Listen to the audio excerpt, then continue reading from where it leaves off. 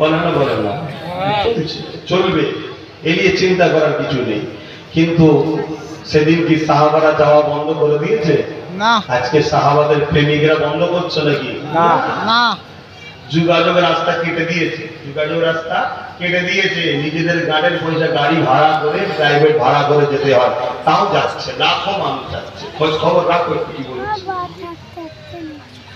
আসে বাবেরা বিদায় নেব, অসুবিধা হচ্ছে না? কি নিয়ে তারা কামিয়াবি হবে? তাদের কাছে একটাই জিনিস ছিল, যে পাওয়ারটা পৃথিবীর সমস্ত পাওয়ারের থেকে পাওয়ার, যে পাওয়ারটা পৃথিবীর সমস্ত শক্তির থেকে শক্তি, যে পাওয়ারটা পৃথিবীর কোন ধন দৌলত দিয়ে কেনা যায় না, ওই পাওয়ারটা হলো ওই 313 জনের হৃদয়ে আমার নবী পাকের আদর, বিশ্বাস আর অগাধ প্রেম ছিল।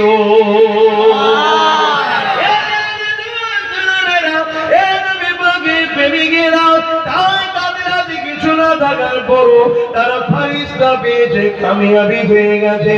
আজ আমরা এত থাকার পরও আমরা কামিয়াবি হতে পারছি না কেন? আমাদের হৃদয়ে সেই ভালোবাসা নাই, আমাদের হৃদয়ে সেই নবীর উপরে বিশ্বাস নাই, আমাদের হৃদয়ে নবীর সঙ্গে সে তাওয়াল্লুক নাই। এই জন্যই আমরা ধ্বংস হয়ে যাচ্ছি। কেউ 500 বিক্রি, কেউ 1000 বিক্রি, কেউ 5 লাখে বিক্রি, কেউ 1 কোটিতে বিক্রি, কেউ 2টো বাথরুমে বিক্রি, কেউ একটা আড়তে বিক্রি, কেউ একটা গাড়িতে বিক্রি। ভালো ভালো আলেম, পীর, পীরজাদা, মুফতি, মৌলানা সমাজের মুসলিমদের রহনুমা বিক্রি হয়ে যাচ্ছে। তাহলে এই সমাজের কি করে কামিয়াবি হবে? মনে রাখবেন, কাউকে মাপার জন্য তার কারামত দেখার দরকার নাই, কাউকে মাপার জন্য তার খ্যাতি দেখার দরকার নাই, কাউকে মাপার জন্য তার কতটা এলেম আছে জানার দরকার নাই। তাকে মাপার জন্য সবথেকে উত্তম হলো রাসূলুল্লাহ সুন্নাতকে দেখো। মান আহাব্বা সুন্নতি, যে আমার সুন্নাত অনুযায়ী চললো, ফাকাদ আহাব্বানি, সে আমাকে ভালোবাসলো, যে আমাকে ভালোবাসলো, কানা মাই ফিল জান্নাহ, সে আমার সঙ্গে আল্লাহ পাকের জান্নাতি হয়ে যাবে।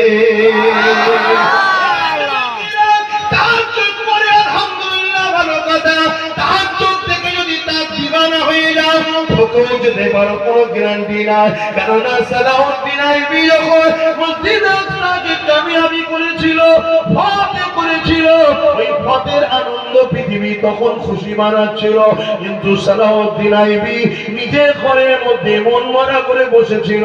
ওই সময় তার সেনাপ্রধানরা এসে বলেছিল, হুজুর আমরা কয়েক লক্ষ রোম সাম্রাজ্যের বিরুদ্ধে লড়াই করে, কয়েক লক্ষ রোমের সেনাদের বিরুদ্ধে লড়াই করে মাত্র 12,000 সৈন্য নিয়ে আল্লাহ আমাদেরকে কামিয়াবি দিয়েছে।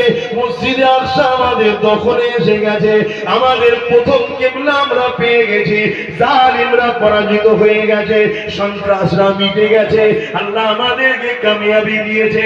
হুজুর আপনি তো খুশি মানাবেন, তা না করে মন খারাপ করে আছেন কেন? এই যুবক শুনে রেখে না, হযরত সালাউদ্দিন আইবি রাহমাতুল্লাহ কি বলেছিলেন, এই বিশ্বে আমার সেনাপ্রধানেরা, আমি প্রকাশ্য দুশমনেরা কয়েক লক্ষ ছিল, তাদের অস্ত্র আমাদের থেকে অনেক উন্নত, তাদের পরনের ড্রেস আমাদের থেকে অনেক উন্নত, আমাদের দিকে মাত্র 12,000 ছিল। কিন্তু প্রকাশ্য দুশমন লক্ষ থাকার পরও আমরা আল্লাহর দয়ায় তাদের কাছে কামিয়াবি হয়ে গেছি।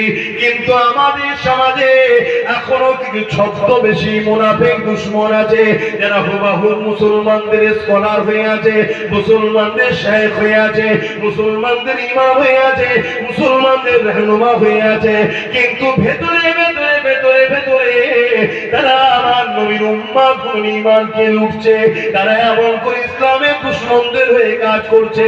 এগুলো যদি শেষ না করতে পারি, আবার মসজিদে আকসা হাত থেকে বেরিয়ে যাবে। হুজুর আমার যা ভেবেছিল আজকে দিনে সেটা ঘটেছে না ঘটেনি? হুজুর আমার বলেছিলেন, এই কথা শুনে তৎকালীন সময় মানুষ অতটা গুরুত্ব দেয়নি, কিন্তু হুজুর কারো কথা না শুনে একেবারে কাছের কিছু মানুষকে নিয়ে একটা গোয়েন্দা ডিপার্টমেন্ট তৈরি করলো। তাদের দ্বারা যে পৃথিবীর খাতনামা চর্চিত যারা উলামা ছিল, শেখ ছিল, হযরত ছিল, দরবেশ দাবিদার ছিল, পীর দাবিদার ছিল, তাদের পিছনে গোয়েন্দারা